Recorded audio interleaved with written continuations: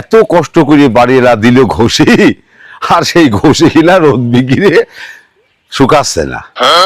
কি কব, বেচারিকে এত করে নিষেধ করলাম যে আদলের সময় এইসব ঘষি মসি দিয়ে না, শুকাবি না। সে সত্য তো আমার কথা তো শুনবি না। আমার মনে আছে আব্বা কোনে গেল, আব্বার খুঁজে পাচ্ছি না। আব্বা তুমি এই জায়গা, আমি বাড়ি আছি, তোমার সারা জায়গা খুঁজতেছি, তুমি বাইরে ধরে আমার খালি স্কুলে পাঠাও। এই দেখো আমার কি করছে, মাস্টার মারি তোমার একটু ফাটা ভালো আজকে, গরু বাড়ি নিয়ে বাড়িছে আর আমি আর স্কুলে যাবো না। বা তুমি কিন্তু আমার আর স্কুলে যেতে কবা না। তোর মাস্টার আজকেও মারছে। আব্বা চল চল দেখে মাস্টার কোন আছে, চল আয় আয়।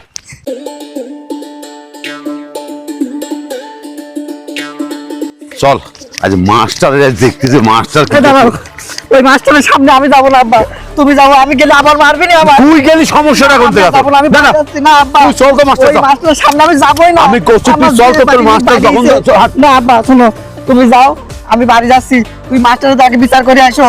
আমি গেলেই আবার পারবি না আব্বা, আমি যাচ্ছি না, তুমি যাও। শোন শোন, না আমি যাবো না আব্বা। আরে শুনবি তো? না না আমি যাবো না। না এই সাওয়ালের নিয়ে তো দেখতে যা পারিনি তো, দেখি আমি দেখি যাই মাস্টার কাছে কি জন্য সাওয়ালে ধরিয়ে মারবি বারে বারে। আজ মাস্টারের একদিন কি আমার একদিন দেখছিস। এই মাস্টার, তুমি আমার সাওয়ালের বারে বারে ধরিয়ে মারো, এই স্কুলে আর ছাত্র নাই, তুমি তারে মারতে পারো না, তুমি যত মারা তুমি আমার সাওয়ালে মারো। আজ মারি তুমি কি করছো জানো, একদম কাঁচা কাঁচা করে ফেলোছো। সাওয়াল যে কাঁদ দিয়ে আমার কাছে ফাইডিয়ে পড়েছে। ভালো ভাই, আপনি এত উত্তেজিত হবেন না। আপনার সাওয়ালের কি জন্য মেরেছে আমি সেটা শুনবেন না। ও তো স্কুলে একদম লেখাপড়া করে না, লেখাপড়া তো করেই না, ক্লাসে বসে আরো শয়তানি করে, দুষ্টুমি করে, আরো সব ছেলেপেলের পড়াশোনায় ডিস্টার্ব করে। তাই আমি ওকে একটু শাসন করেছি। এই সামান্য শাসনে যদি আপনি এমন করেন, তাহলে কি আপনার ছেলের লেখাপড়া হবে? ও কি মানুষ হবে বলেন? ও যত খারাপ আমার সাওয়ালি লেখাপড়া করে না, আর মনে হয় এই স্কুলে মনে আমার সাওয়ালের মধ্যে সাওয়াল নাই, তার তো তুমি ধরে মারো না, আর যত মনে তুমি আমার সাওয়ালে মারো নাকি? মানু ভাই, এই আপনারা গার্জিয়ানরা যদি এই ছেলেপেলের এইভাবে আশকারা দেন, এদের এই অন্যায়কে যদি আপনারা প্রশ্রয় দেন, তাহলে এরা কিন্তু লেখাপড়া করবে না ভাই। লেখাপড়া শিখাইতে হলে একটু একটু শাসন করতে হবে। আজকালকার ছেলেপেলে শাসন না করলে কোনো কথাই তো শোনে না।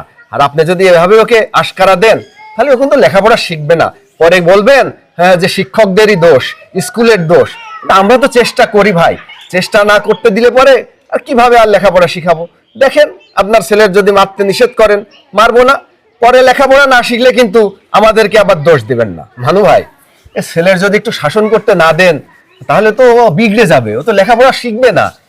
পরে তো শিখবে না যখন, তখন আমাদেরকে দোষ দিবেন, বলবেন যে ওই মাস্টাররা ভালো না, আমার সাল ঠিক মতো লেখাপড়া শিখায় নাই। থাক থাক, ওই অত উপদেশ আর আপনার দেয়া লাগবে না, না অত উপদেশ দেয়া লাগবে না।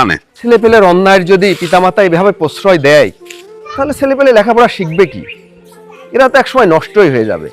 আমাদের শাসন করতে দেয় না, নিজেরা শাসন করে না, এইসব ছেলেপেলে নষ্ট হলে আমাদের কি? আমরা তো চেষ্টাই করি, কি আর করা যাক, আর কিছু বলবো না, যা হয় হবে। এই দেখো কোমল মুড়িতে শোয়েছে, সারা রাত মনে হয় ফোন চালাইছে, চালাতেছে ফোনের জায়গা থেকে ঘুমাইছে। বেটা লিটন, লিটন ওঠ বাবু, ওঠ ওঠ ওঠ ওঠ বাবু, ওঠ ওঠ ওঠ ওঠ। শুয়েও শান্তি নাই, আমি কি এত সকালে ঘুমের তো উঠি নাকি? কি হয়েছে? ওই তোর এই টাকা নিয়ে তোর মার ওষুধটা নিয়ে আয় বাপ, যা যা যা যা যা, ওঠ ওঠ, তাতে যা তাতে যা যা। ভাল লাগে না সারা রাত মোবাইল চালাতে, মোবাইল তো চার্জ না দিয়ে এখানে ছুঁয়ে দিছো তুমি। হ্যাঁ যা, আর হয় না, সাওয়াল পাল নিয়ে আর হয় না, লেখাপড়াও ঠিক মতন করে না। এর জন্য কত মাস্টারের কাছে যা কত কিছু করিয়ে আসলাম, কি যে করে সারা রাত ফোন চালায় আর শুয়ে থাকে, ঘুমায়।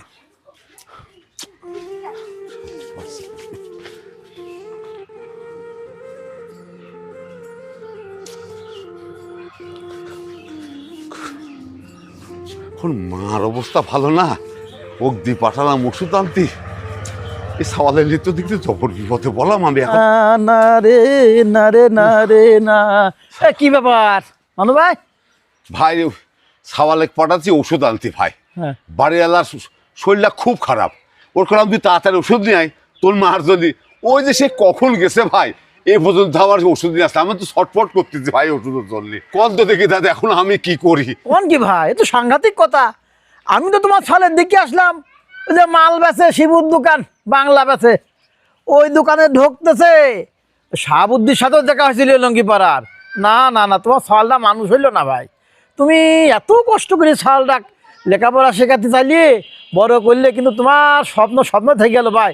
যাক গিয়ে তুমি এখন ছাগলের বাজারে যা খোঁজ নাও গা, তোমার ছাগল দেখো গা কি করতেছে ওদিক। আরে কপাল, ছাওয়ালের খিলা দিয়ে পাঠালাম ওর মার ওষুধ দিয়ে টাকা দিয়ে, আর সেই ছাওয়াল খিলা ওই শিবুর দোকানে বাংলা আমাদের দোকানে গেছে। এটা আমার চলতো না, যাই দেখি আমার বাড়ি আর কি চলল নাকি। লিটনের মা, তুমি একটু ধৈর্য ধরো বুঝলে, আমি যাচ্ছি, আমি একটু পরে যাচ্ছি ওষুধ আনতে, আমি একটু পরে যাচ্ছি।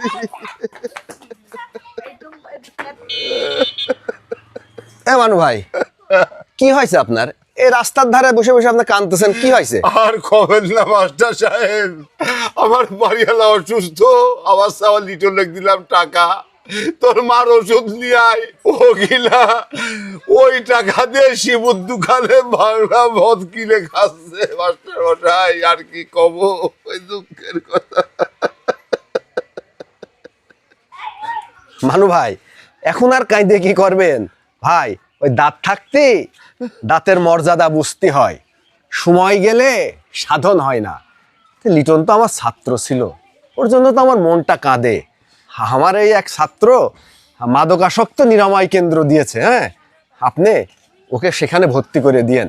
আমি ছাত্রকে বলে দেবো না, একটা সুচিকিৎসা দিবিনি, আল্লাহ দিলি ও ভালো হয়ে যাবেনি। আপনি ওর জন্য দোয়া করবেন আর একটু সহযোগিতা করেন। এরকম ছেলেপেলে হয়ে যায় অনেক সময়, সুচিকিৎসা করলে ভালো হয়ে যাবে। আল্লাহর কাছে দোয়া করবেন আর ওকে ওই মাদকাসক্ত নিরাময় কেন্দ্রে নিয়ে যান। আমি আমার ছাত্রকে বলে দেবো না, ও ভালো করে চিকিৎসা করে দিবিনি। আপনি টেনশন নিয়েন না, আল্লাহ ভরসা মানু ভাই, ঠিক আপনি আছে, এত টেনশন করেন ঠিক না। আছে, আমি দরকার ওর ওই জায়গায় নিয়ে যাবো না, তা নাহলে তো আমার সওয়াল তাই মানুষ করতে পারবো না। একটা সওয়াল আমার সওয়ালটাই মানুষ করতে পারবো না।